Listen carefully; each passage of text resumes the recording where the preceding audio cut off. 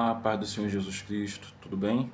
Dando continuidade à última lição que falava sobre o líder e seu relacionamento com a igreja, nós paramos aqui na página 91, para os alunos que fazem o seminário comigo da CETADEB, paramos na página 91, que tem por tópico, o cuidado com a ovelha ferida. Falamos sobre os departamentos que tem que ter na igreja.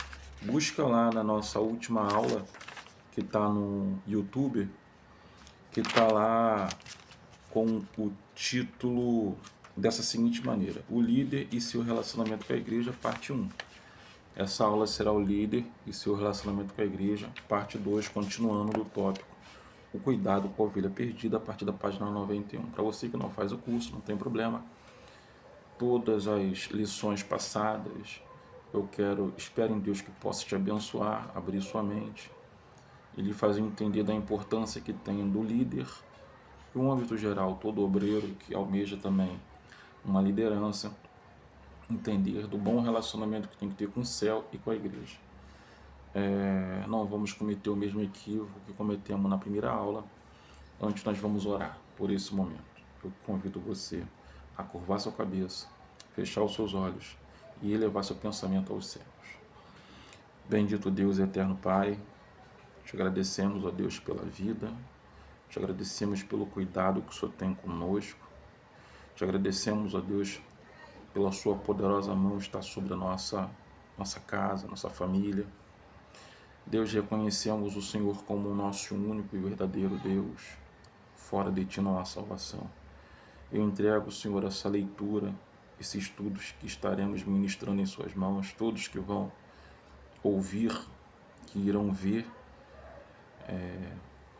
participando da aula, ou os que irão ver depois pelo canal do YouTube, que esse estudo possa abençoar, abrir a mente, a visão e servir como aprendizado e crescimento espiritual para muitos que assim almejam. Obrigado por tudo. Amém.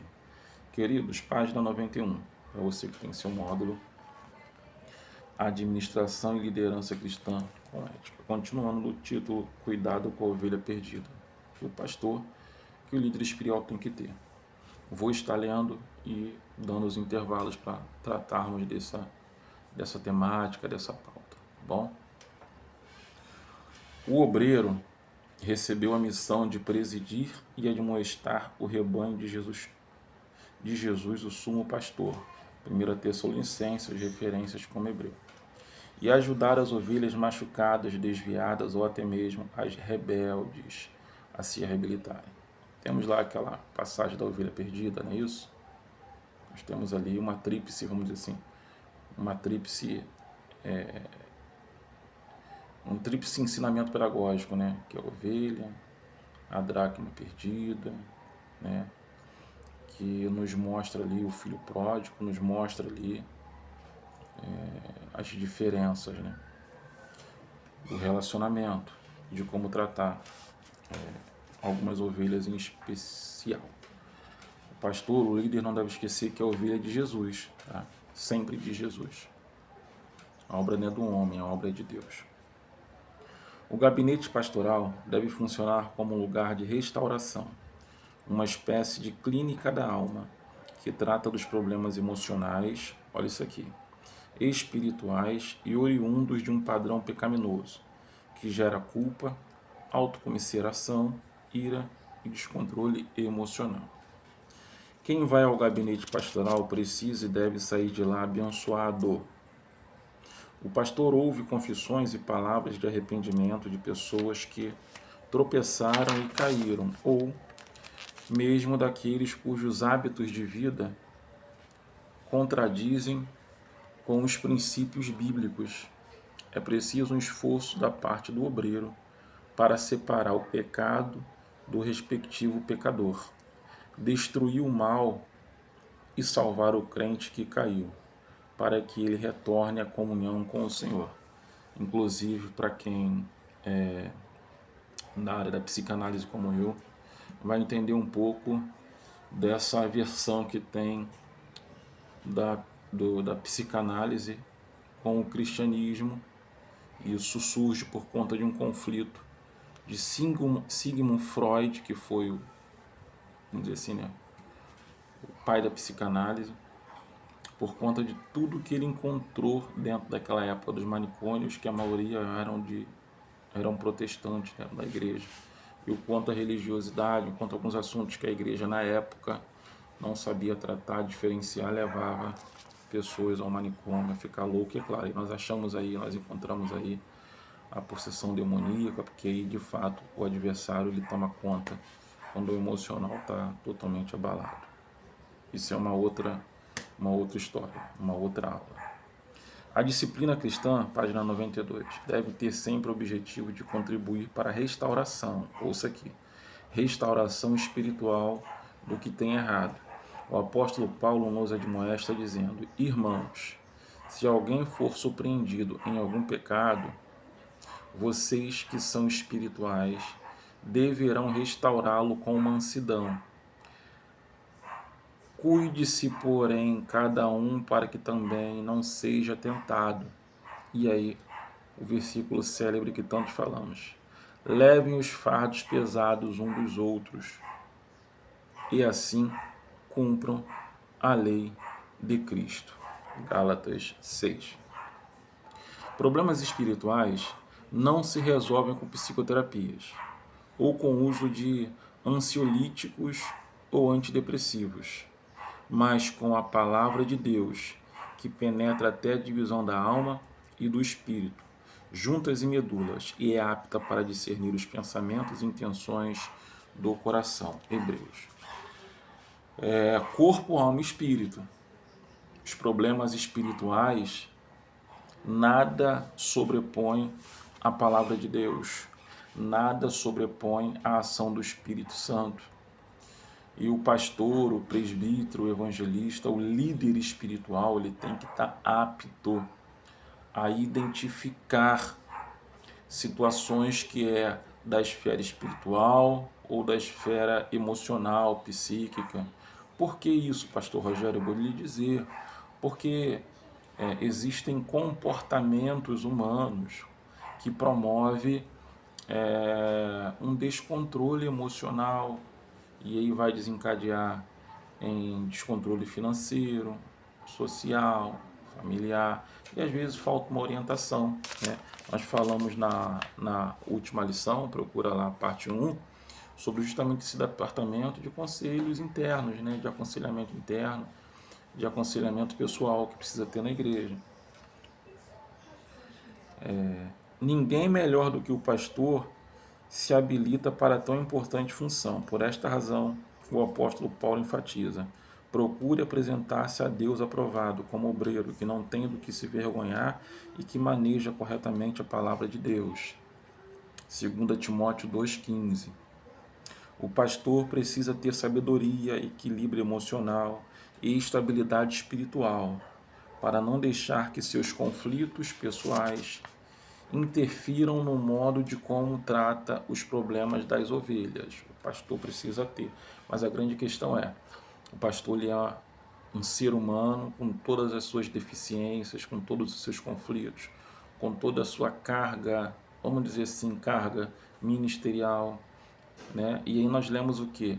Quando o irmão, o obreiro, a ovelha se encontra com esses tipos de conflitos, procura o pastor.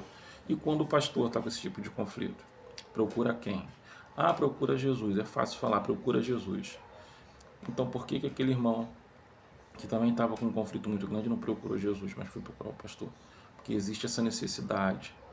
Existe essa necessidade de nos comunicarmos, e nessa comunicação existe a extrema necessidade de ouvirmos um tipo de aconselhamento ou um tipo de sugestão ou orientação dentro de uma esfera superior, e isso em qualquer área da nossa vida. Nós almejamos isso, queremos isso, ver que o povo ia até Moisés para ouvir suas demandas e seus problemas, ainda mais quando se sabe que ele tem uma identidade de um homem ou uma mulher de Deus. O povo ia até Salomão, o povo ia até Davi. Então é importante isso, tá? É importante, é mais essa incumbência da liderança. Há muita esperança quando alguém procura o pastor para confessar seus pecados. Olha o que eu falei. O ministro de Deus representa um pai que tem autoridade para levar a palavra de Cristo, sob a liderança, sob a direção do Espírito Santo, com o propósito de curar as feridas daquele que caiu e ajudá-lo a se reabilitar, como um pai dentro da esfera da confiança, tá? O pastor, a liderança, não pode fazer da igreja a extensão da sua casa. Tem que ter muito cuidado com isso. Vejamos alguns passos imprescindíveis para que ocorra o processo da restauração. Primeiro passo: levar a pessoa à tomada de consciência de seus pecados. Você que é pastor, líder, são os passos que tem que seguir no gabinete. Ajudar na mudança de comportamento. Fazer uma anamnese, um comportamental. Acompanhar no processo de reabilitação. Procurar entender se ela ou ele aplicou aquilo que lhe foi orientado. 5. Encontrando o equilíbrio entre os conflitos. Esse é o tema, né? Encontrando o equilíbrio entre os conflitos pessoais e os problemas do rebanho. Quando alguém entra em crise na igreja, geralmente o pastor procura ajudá-la. O obreiro é um conselheiro nato, que escuta e ajuda os membros de sua igreja na solução de seus problemas. Em casa serve para coluna para a família, apoiando e escutando a esposa e os filhos, mas, nos momentos de crise, quem o escutará? O medo de não ser aceito ou compreendido pelos colegas leva muitos a se calarem e guardarem consigo sua dor, né? O medo pastoral de ser diminuído. Seus conflitos, os resultados podem ser drásticos para a sua saúde física e psíquica. O pastor Eliel Cabral, abordando sobre como vencer o esgotamento espiritual no ministério, que é um artigo publicado na revista dos obreiros da CPAD, faz a seguinte declaração. Olha a declaração desse artigo. Inevitavelmente, existem muitos pastores deprimidos que temem buscar ajuda porque não querem que suas igrejas tenham a imagem de pastores fracos, sujeitos a erros, carentes emocionalmente. Então, escondem suas fragilidades, abafam seus gemidos interiores por trás de máscaras de que tudo está bem e certinho e de que seus problemas estomacais, suas sinusites e enxaquecas são meras dificuldades orgânicas e não emocionais. Quantos de nós, ele falando, quantos de nós sofrem a depressão e não conseguem dormir? Têm alterações arteriais contínuas, não conseguem alimentar direito. Alguns de nós temos uma história de vida que nunca foi contada a ninguém, mas que desenvolveu ao longo da vida um estado de baixa estima, de impotência, de medo, de ira, de ressentimento, de sentimento de culpa, e todas essas coisas negativas, se não forem tratadas, escravizam e acorrentam as suas vítimas. Você tem orado pelo teu pastor, meu querido? Você tem orado pelo teu pastor? Você tem pedido a Deus, o Espírito Santo, para tomar conta das emoções e dos pensamentos e da família e da casa dele? Que é bem na verdade, eu não sei se é um livro, mas eu já ouvi algo sobre isso que fala sobre a solidão do pastor. E o que é a solidão do pastor? É justamente ele olhar para o lado, para o outro e ver que ele precisa ser a rede de apoio, ele precisa ser a mão que ampara, mas ao redor dele não tem uma pessoa, uma figura que possa ser essa rede de apoio e essa mão que o ampara, que venha amparar, né? E com isso nós temos aí casos de homens que ou abandonam o ministério, ou entrega, passa para outro ministério, ou ficam com depressão, têm crise de ansiedade, gera-se uma saúde bem debilitada. E em última instância temos até aqueles que cometem, infelizmente, o suicídio, aí já é outra. outro patamar de diálogo, né? Que nesse momento a pessoa já foi completamente, digo eu, tomada por um espírito maligno, e ali ela sai completamente do seu eu de ao ponto de tentar contra a própria vida. A vida é essa que é valiosa porque pertence a Deus. Não seria a hora, uma pergunta, não seria a hora de estabelecer um núcleo de aconselhamento para pastores? Existem hoje aí, né, encontros de pastores, até famosos, né, onde tem pastores de nomes e renomes, e nesses encontros, né, muitos fazem ali aquele workshop, aquela relação, aquela conversa, desabafam, mas, né, ainda precisa dar uma atenção maior para isso, de forma que não vise tanto a questão monetária. Recorrer a um conselheiro ou a um pastor mais velho, experiente, pode ser uma maneira de se resolver muitos problemas. João Batista, nos momentos de solidão na prisão, entrou em conflito. Você sabia disso? Tinha dúvidas se Jesus realmente era o Cristo. Ouça isso, relembre isso que eu vou ler aqui agora. Veja que o próprio João havia testificado acerca de Jesus, dizendo: eu vi o Espírito descer do céu como uma pomba e repousar sobre ele. Eu vi e tenho testificado que este é o Filho de Deus. João, do capítulo 1, do 32 ao 34.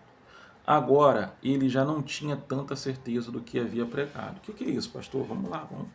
O que a Bíblia nos fala sobre isso? Mas João não guardou isso consigo, buscou resolver seus conflitos. Imediatamente, chamou 2 dos seus discípulos, lembra dessa passagem? E enviou-os a Jesus. João precisava de uma resposta. Jesus respondeu: e de anunciar a João o que tendes visto e ouvido, que os cegos veem, os coxos andam, os leprosos são purificados, os surdos ouvem, os mortos ressuscitam, e aos pobres anuncia-se o Evangelho. Lá em Lucas capítulo 7, versículo 22. João ouviu tudo o que já sabia, precisava apenas que alguém lhe confirmasse isso. Precisamos entender que, como homens, possuímos limitações. O pastor não é um super-homem. Vivemos momentos de êxito e fracassos, prazer e dor, conquistas e perdas, alegrias e tristezas, abundância e escassez. Paulo mostra como aprendeu a lidar com essas situações. Aprendi a contentar-me com o que tenho, sei estar abatido e sei também, queridos pastores e líderes, ouçam, vejam essa aula 2, 3 vezes para a edificação da nossa vida. Alunos, irmãos, compartilhem com pastores que você conhece. São orientações para um equilíbrio, para uma vida espiritual, para um equilíbrio pastoral, para que esse homem de Deus, essa mulher, nas igrejas que temos pastores, não se perca. Olha o que Paulo continua dizendo: ter em abundância, em todas as coisas estou instruído, tanto a ter fartura como a ter fome, tanto a ter abundância como a padecer necessidade. Posso todas as coisas naquele que me fortalece. E quem te fortalece? Quem me fortalece? Quem nos dá força é o Senhor Jesus. Quem é o dono da força é o Senhor Jesus. Filipenses 4, do 11 ao 13. Busque ajuda quando se fizer necessário. Descubra a razão dos seus problemas e tente solucionar todos os seus conflitos. O apóstolo João escreveu: amado, desejo que te vá bem em todas as coisas e que tenhas saúde, assim como vai bem a tua alma. Procure compreender a si mesmo e assim será capaz de compreender o outro. Isso é importante, essa dica é fundamental. Procura-se compreender a si mesmo, suas limitações, seus anseios, seus desejos, seus sonhos, seus projetos, conhecer entender das suas intenções, para que possa compreender o próximo, né? E aí não é só pastor todo todos aqueles que compõem o corpo, né, o corpo ministerial da Igreja de Cristo. Resolva primeiro os seus conflitos interiores para não subir ao púlpito cheio de tensões e medos, ou carregado de uma visão estereotipada, preconceituosa, impondo ao rebanho aquilo que no fundo não consegue viver ou fazer. Devemos descer do pedestal e recebemos o fato de que somos frágeis e, como obreiros, estamos sujeitos a quebrar como vasos de barro. Assim aconteceu ao homem, segundo o coração de Deus, que foi Davi. Ele reconheceu sua fragilidade e buscou a misericórdia de Deus. E diz assim: contra ti somente pequei, e fiz o que os teus olhos parece mal. Esconde a tua face dos meus pecados e apaga todas as minhas iniquidades. Declaração de Davi.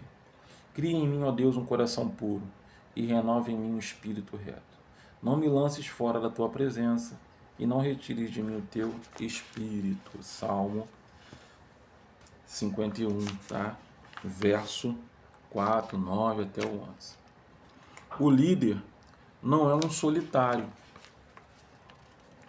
É um indivíduo interdependente, não tem apenas uma causa, mas também um grupo de pessoas em que ele está investido. A prova de uma liderança não está efetivamente no que o líder faz, mas naquilo que os outros fazem como resultado de suas ações.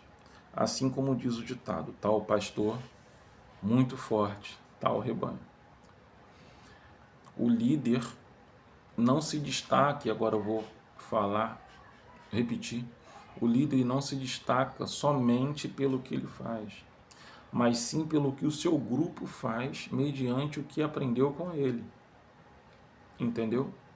Se a igreja é uma igreja apática, se a igreja é uma igreja que não evangeliza, que não busca revestimento, que não dá importância para o compromisso e ortodoxia da palavra, é porque lá tem uma liderança, ou os membros foram instruídos, alimentados por uma liderança que é apática, que não dá importância para a ortodoxia da palavra, que não busca os dons e revestimento. Agora, se nessa igreja, os grupos, a igreja é uma igreja avivada, que dá importância para a busca do Espírito Santo, batismo, para estudo da palavra, para mergulhar, para se fortalecer, para buscar os dons espirituais, para buscar dons de línguas, para buscar mais a presença, tenha certeza que a liderança dessa igreja ou esses membros foram instruídos por uma liderança assim. Tá? Suas ovelhas não têm apenas mente, mas também coração e vontade. Alcançá-las plenamente significa levá-las ao equilíbrio total entre o pensar, o sentir e o agir. Uma das grandes virtudes de um líder é a capacidade de levar o rebanho a esse equilíbrio. Mas como isso será possível se o próprio obreiro não tiver alcançado esse equilíbrio? Lucas 2,52 fala sobre isso, nossa referência. A vida do obreiro refletirá precisamente no comportamento do rebanho. Pastor é aquele que mostra o caminho, planeja, transmite informações, conduz, guia, dirige o curso das ovelhas, acompanha-os, avaliando-as, recompensando-as, entre outros. Definir normas não constitui a essência do ministério pastoral. Todo obreiro precisa ser um bom líder, ordenar, gerir, chefiar, embora sejam atribuições importantes da sua função, não são sinônimos de liderança. Liderança é a arte de influenciar pessoas. Liderança, vou falar pertinho, é a arte de influenciar pessoas. É a capacidade de ajudar o grupo a atingir os seus objetivos ou a satisfazer as suas necessidades, como vimos na lição 2. É fazer com que as pessoas ajam de forma... Que forma é essa? A liderança. De forma efetiva. O verdadeiro líder é aquele... Olha o verdadeiro líder. É aquele que tem a capacidade para motivar, inspirar os outros a segui-lo. O pastor precisa ter controle sobre todas as áreas da sua vida. Você está ouvindo isso, pastor? O bom obreiro possui uma vida exemplar, dinâmica e disciplinada. Sua vida deve ser submetida ao controle soberano do Espírito Santo. Como líder, deve ser um exemplo consistente. Nenhuma outra forma de ensino é tão eficaz como essa, né, que Filipenses fala sobre isso. O líder deve considerar os seus problemas como fatores potenciais para o crescimento. A adversidade pode significar o avanço. Portanto, dedique algum tempo para meditar, para pensar. Busque no Senhor orientação consistente. O provérbio fala sobre isso. Reconheça que Deus é a sua fortaleza. Se você se considerar pequeno e incapaz para realizar a sua tarefa, irá tornar-se precisamente isso. Mas, se confiar no Senhor, verá que Ele está do seu lado para lhe ajudar a fortalecer. Lembra do que Moisés fala para Deus no pé do monte? Senhor, se o Senhor não for conosco, nem nos tire daqui. Porque Moisés ali reconhece a soberania e a liderança e a gerência de Deus. E esse é o Deus que capacita. Peça ajuda a Ele, busque ao Senhor que Ele te irá te capacitar, tá? Irá te capacitar. Página 98, aos alunos. O líder e a administração de conflitos da igreja. Toda organização tem seus conflitos. Em suas interações pessoais, grupos e organizações, quase sempre estão envolvidos em algum tipo de conflito. A vida das pessoas é uma eterna sucessão de conflitos. Os conflitos são inevitáveis. Eles acontecem também nas igrejas, quer queiramos ou não. Para haver um conflito, basta ver duas pessoas se relacionando. Imagine 5, 20, 100 ou mais pessoas. A questão não está como evitá-los, mas como administrá-los, de maneira a aumentar seus efeitos positivos e construtivos. Há vários fatores que contribuem para o surgimento deles. Que fatores são eles? Primeiro são as relações, né? As relações pessoais, né? Cada um tem uma cultura, uma educação, um valor, um pensamento. Na psicanálise nós falamos de fluidos emocionais, né? Melancólico, colérico, sanguíneo, fleumático, né? Com seus temperamentos diferentes. Mas vamos lá. Vamos falar um pouco desses fatores segundo a lição. Há vários fatores que contribuem para o surgimento deles. Choques de interesse, ansiedades, frustrações, luta pelo poder, maus hábitos e muitas outras coisas que podem desencadeá-los. A existência de conflitos no âmbito da igreja e como lidar com eles é um assunto que vem despertando o interesse de líderes religiosos. Várias questões têm se levantado em torno do assunto. O que significa um conflito? Uma pergunta que eu te faço, meu irmão, minha irmã. Quais as causas do surgimento do conflito na igreja? Segunda pergunta. A terceira. O pastor é também um gestor de conflitos? Quarta pergunta. Qual deve ser sua atuação frente à administração dos conflitos? O que é um conflito? Analise para você. Quais as causas do surgimento do conflito?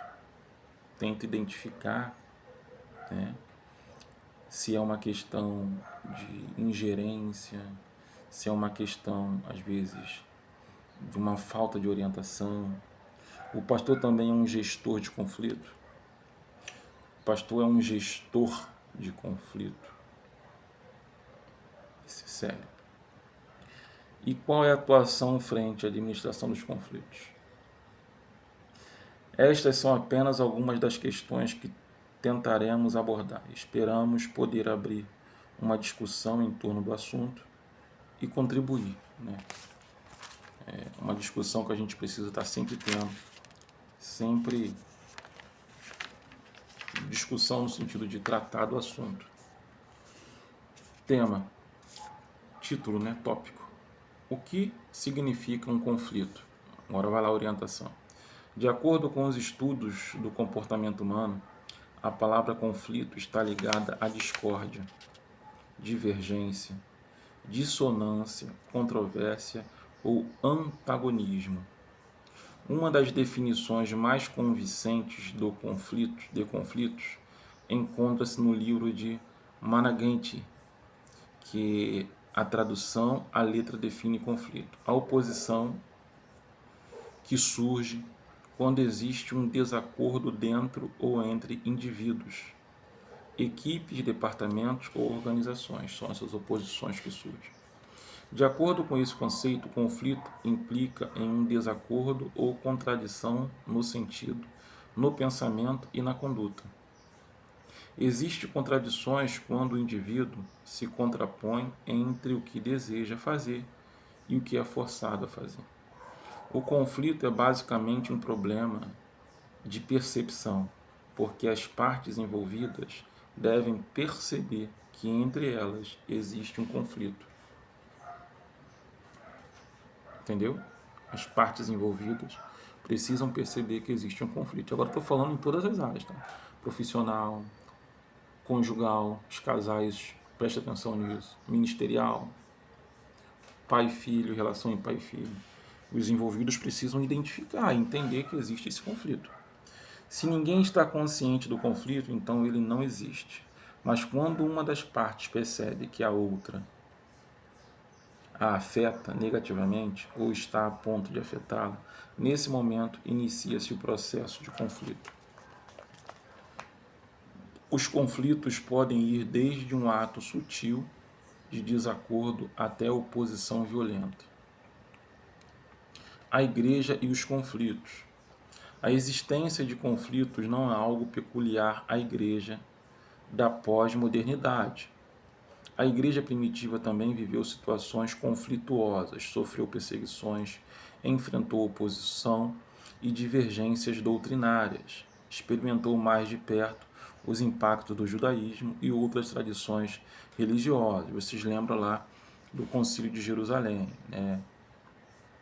Segundo a história, Pedro e Paulo, os ânimos um pouco mais acirrados, e é necessário que Tiago intervisse, né, com respeito às normas, os atos normativos, legalistas do judaísmo sobre os gentios, né, do Evangelho da Graça, daquilo que Pedro era mais conservador, sem identificar a multiforme graça de Deus na vida dos gentios.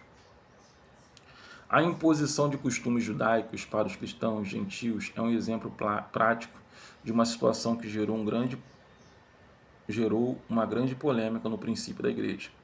Os judeus convertidos, olha isso, acabamos de falar, defendiam que os gentios não poderiam ser salvos se não fossem circuncidados, conforme costume e o ensinamento de Moisés. Isso gerou um grande conflito, resultando na realização do primeiro concílio de Jerusalém. Após uma acirrada discussão, o apóstolo Tiago apresentou a seguinte solução. Esse Tiago aqui é o Tiago, irmão de Jesus.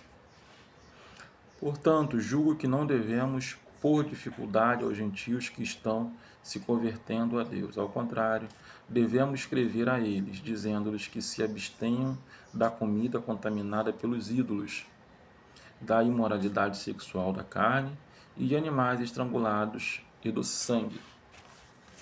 Tiago aqui ele tenta amenizar a questão que estava sendo ali bem complexa entre eles, tá? Deixando ainda alguma coisinha que que pertence, né, à cultura judaica, mas trouxe ali uma pacificação naquela discussão. Aconteceram também outros conflitos envolvendo aspectos relacionados, como, por exemplo, o desentendimento entre Paulo e Barnabé por causa de João e Marcos, resultando na separação entre eles. Lembra? Está lá em Atos capítulo 15.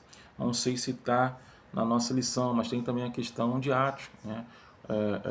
É claro que já existiu uma ação do Espírito Santo, mas a instituição, a separação aos diáconos surge de um conflito entre os gentios e gregos, né, e os judeus, sobre assistências às viúvas. Surgiu de um conflito. Você lembra? Aluno, irmão, Cristo, pastor, surgiu de um conflito.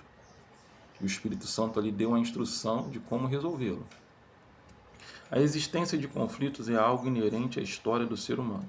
A Bíblia apresenta uma grande diversidade de situações conflituosas que aconteceram no passado. Temos exemplos de conflitos pessoais que se evidenciaram na vida de ilustres personagens bíblicos. Temos lá Gideão e sua desilusão quanto à providência de Deus, Asaf e sua dúvida, temos ali Abacuque, sua decepção, alguns conflitos, né? Também temos vários exemplos de conflitos familiares. Lá o descontentamento de Caim, nós temos a luta de Jacó e Esaú, olha isso, problema com Diná, questão lá do casamento com o príncipe, temos a inveja dos irmãos de José, o caso de Tamar, a rebelião de Absalão. Temos aí referências bíblicas para esses conflitos. Os conflitos relacionados também são evidentes em várias situações. A contenda entre os pastores de Abraão e pastores de Ló, lembra? Por causa da água, do poço. A contenda entre os servos de Isaac e os pastores de Gerá.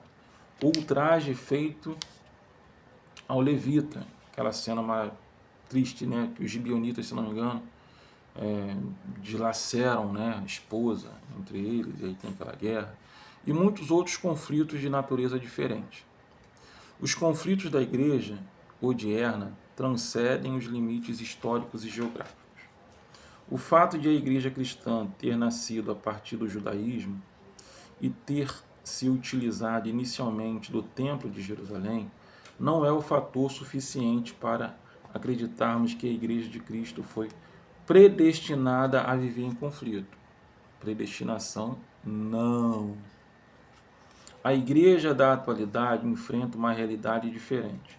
Vive sobre a égide da alteridade pós-moderna, que produz um pluralismo vastíssimo. Estamos diante de um grande fenômeno que vem ocorrendo a partir da segunda metade do século XX, a globalização.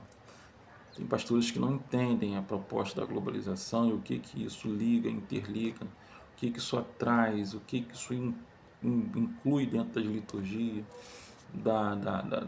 do modo operante da adoração. A globalização no mundo expressa um processo de amplas proporções, envolvendo nações e nacionalidades, regimes políticos e projetos nacionais, grupos e classes sociais, econômicas e sociais, culturais e civilizações.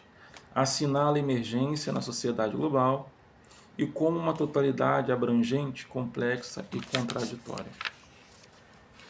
Uma realidade ainda pouco conhecida, desafiando práticas e ideias, situações consolidadas e interpretações sedimentadas, formas de pensamentos e voos da imaginação. Estamos sendo desafiados pela criação de uma cidade global.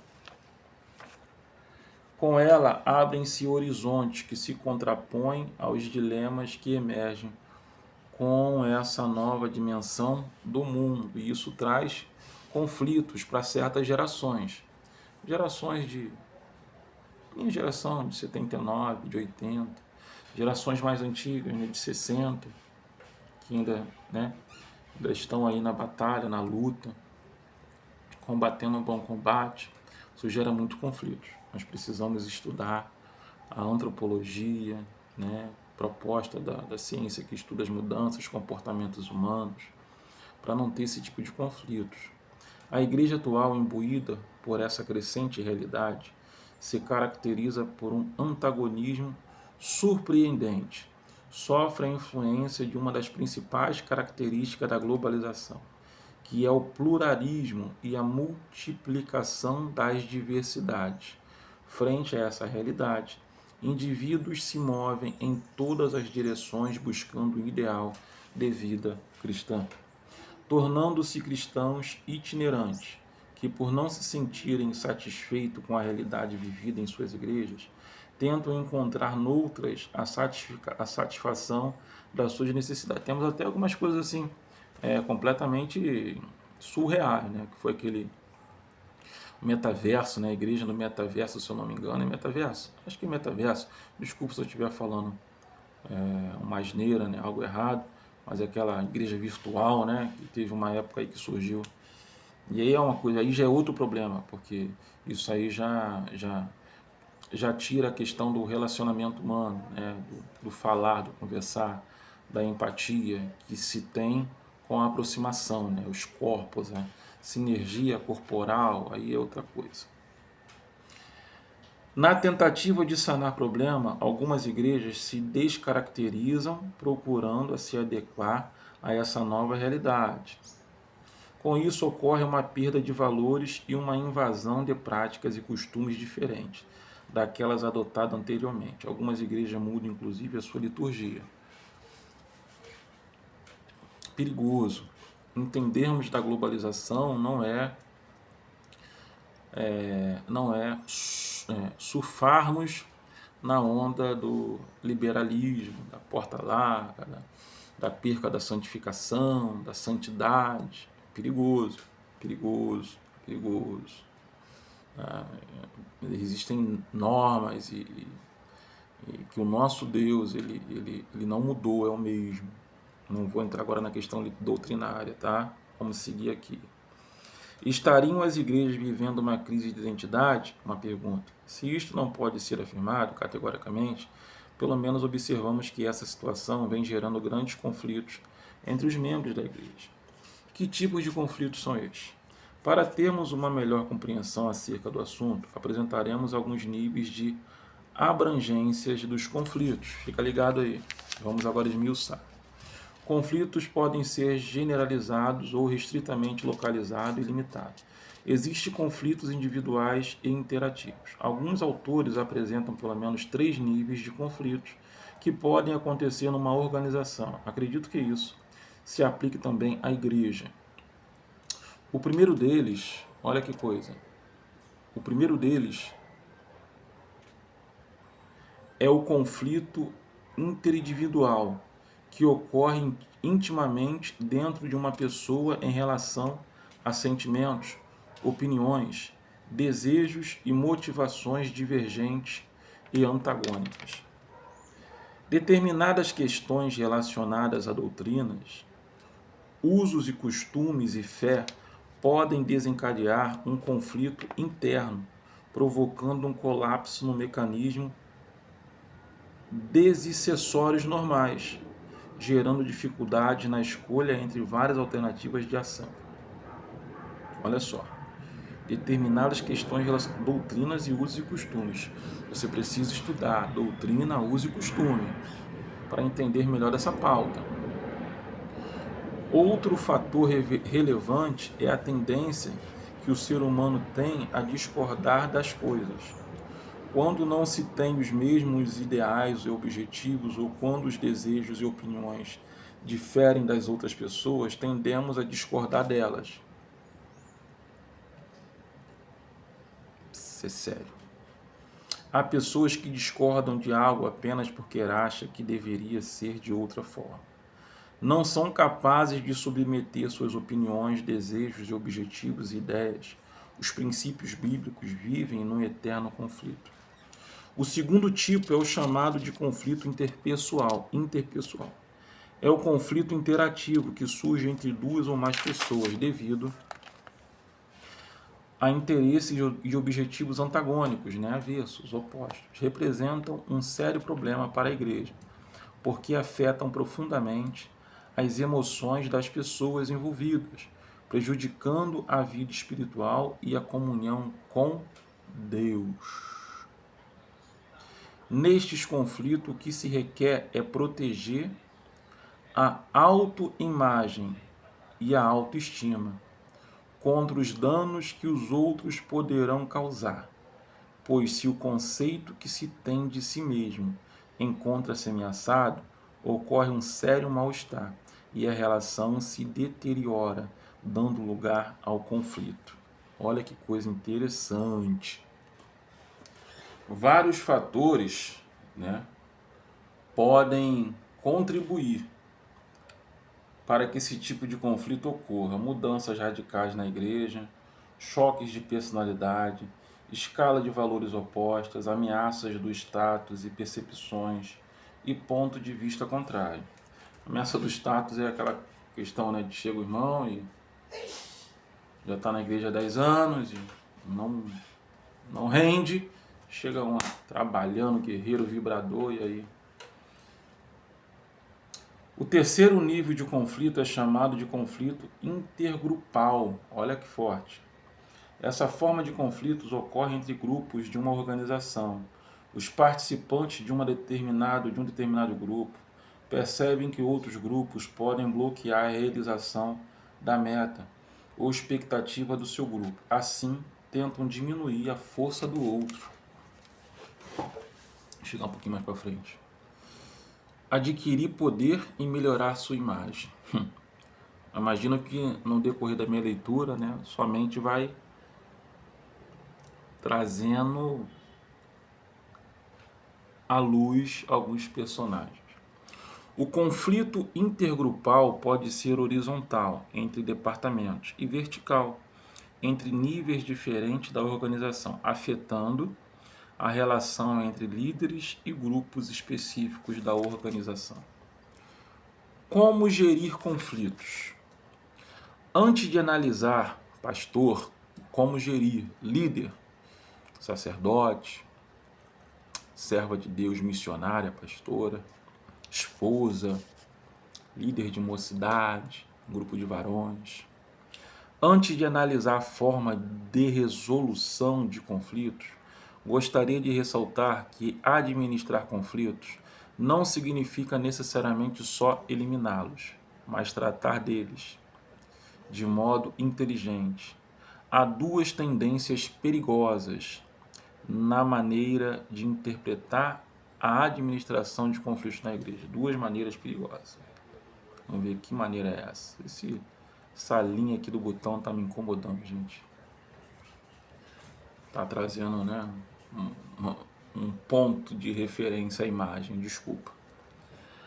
Há aqueles que utilizam uma visão espiritualizada, esperam soluções milagrosas e acreditam que os conflitos sejam eliminados de uma forma sobrenatural. Nada fazem para tratá-los, transferem para Deus sua responsabilidade. Passam para o rebanho uma visão de perfeição, apresentam respostas prontas, sempre têm soluções enlatadas. Ore e jejue mais, leia mais a Bíblia, tenha mais fé e todos os seus problemas serão resolvidos. Isso é um perigo. Isso é um perigo, né? Espiritualiza aquilo que está dentro do tratamento pessoal, humano. E é um exemplo que eu vou dar. Às vezes é a forma que a pessoa fala com a outra. É como a pessoa está tratando um certo tipo de atividade, como entende que tem que ser tratado. São coisas que tem que ser gerenciada, né? Dentro desse departamento ali de gerência humana, gerência de soluções e problemas da igreja. Projetam-se diante da igreja como pessoas super fortes, inatingíveis, inabaláveis, tornando-se inacessíveis. O rebanho, por sua vez, se recolhe, sentindo-se distante desse padrão de espiritualidade, ou então constrói uma pseudo-santidade desse padrão. O pior acontece quando esses líderes exigem esse nível inatingível de espiritualidade, impondo às ovelhas um fardo que eles mesmos não conseguem carregar. Há outros que tratam a igreja como uma organização comum e adotam técnicas de resolução de conflitos fundamentados nas teorias do comportamento organizacional, aqueles que tratam como empresa, né? Se esquecem que receberam a missão de presidir e admoestar o rebanho de Cristo, o sumo pastor. O pastor é mais do que um gestor de conflitos, é um líder espiritual, responsável pelo rebanho de Cristo, que tem a missão de ajudar as ovelhas machucadas, desviadas e até mesmo rebeldes a se reabilitarem. Os conflitos surgidos entre os membros da igreja não podem continuar sem solução. Quando isso acontece, a igreja é totalmente afetada. Surgem murmurações, causando desabor e divergências, ferindo a todos e desonrando o nome de Cristo. Não podemos perder de vista a orientação de Deus na resolução dos problemas. Devemos usar a palavra de Deus como regra para a solução de conflitos. O obreiro, no entanto, precisa desenvolver algumas habilidades específicas que lhe ajudarão a solucionar os conflitos com objetividade. Vejamos algumas dessas habilidades, que já estamos caminhando para o final da aula. Capacidade para analisar a situação. O conflito pode ser eliminado em primeiro plano quando o líder possui uma capacidade percepcional para distinguir entre o que é relevante numa situação e o que não é. Quando é capaz de compreender as pessoas, de sentir o ambiente e fazer uma leitura da situação. Quando não analisamos bem a situação que pretendemos resolver, corremos o risco de tomarmos decisões precipitadas e nos tornarmos injustos na hora de solucionarmos as questões. Ser um bom mediador. O que é um bom mediador? Um conflito tende a distorcer o comportamento entre pessoas. Ele ocorre porque as pessoas se sentem frustradas, ignoradas. Então, o mediador, ele procura mediar as situações, já está dizendo, mediador, mediar de forma a articular, a trazer para conversar, a apaziguar, a tentar entender até que ponto deve se fazer, até que pontos não deve se fazer. Escuta ativa, agora são dicas da CNV. Parafraseamento, o mediador, escuta ativa é estar ouvindo com atenção.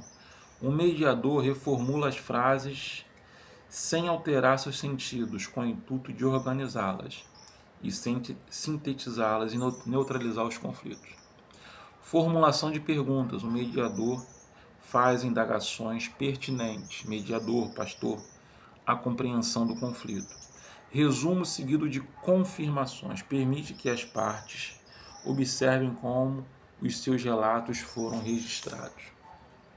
Encontros com as partes. O mediador, o pastor ou o departamento promove encontro em separado com as partes sobre confidencialidade. E confidencialidade é uma coisa séria, tá?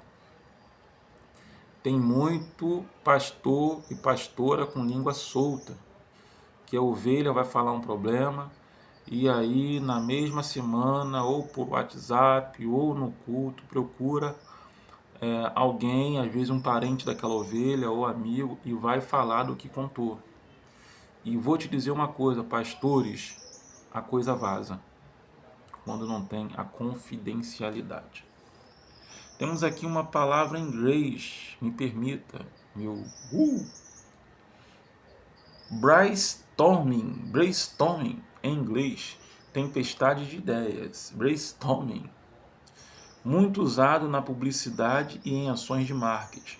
Incentiva a criatividade e faz com que as partes possam expressar o que está na mente para garimpar as ideias mais valiosas. Olha que dicas interessantes. E teste de realidade. Busca uma reflexão objetiva das partes. Saber prever o problema. Pastor, não é fácil não. Saber prever um problema.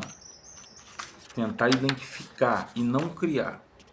Saber prever um problema. Alguns sinais evidenciam o aparecimento de conflitos.